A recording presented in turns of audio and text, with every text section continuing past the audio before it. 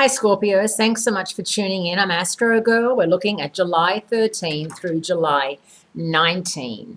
And there is a lot of watery activity this week. In fact, there's 6 planets lined up in water signs, which is very unusual and which does mean a lot of tears for fears, that people are going to be much more emotional than usual. You're the least emotional of the water signs. I think Cancers, which are the mothers of the zodiac, tend to get emotional. Pisces are very creative and they tend to get emotional about their work and their romantic life.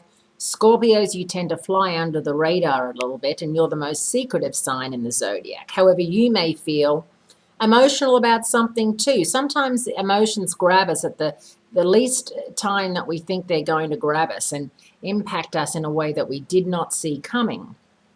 And so that could very well happen this week.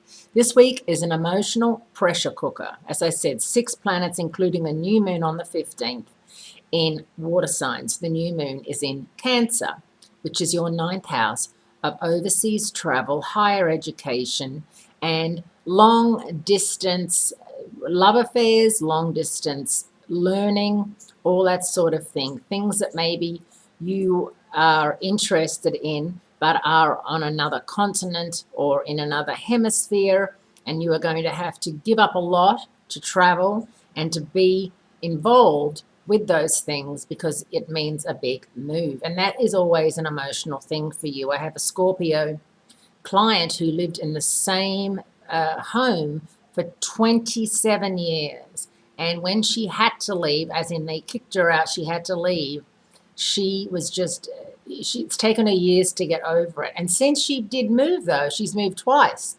So I'm very proud of her because I think that sometimes living in the same place for 27 years is, well, you know, if it's a very comfortable, beautiful home, I get it, and you're raising children, but this wasn't the case. She just had cheap rent, and she liked it that way, and she got used to living there.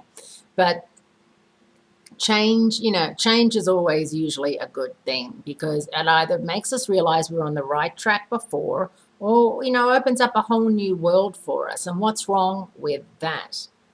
Now, the emotional climax of the week comes Wednesday, July 15, when 6 planets, the Sun, the Moon, Mercury, and Mars in Cancer, Saturn in Scorpio, and Neptune in Pisces, will be in emotional water signs. So watch out for tears for fears. Wednesday is also the day the Cancer new moon marks the beginning of a fertile 2-week period of growth.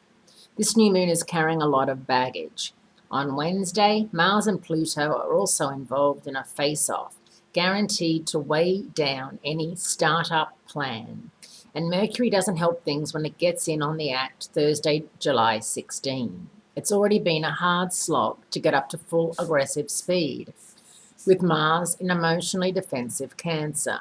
But this double face-off between Mercury, Mars, and Pluto is a huge red light if you're planning to start something new this month.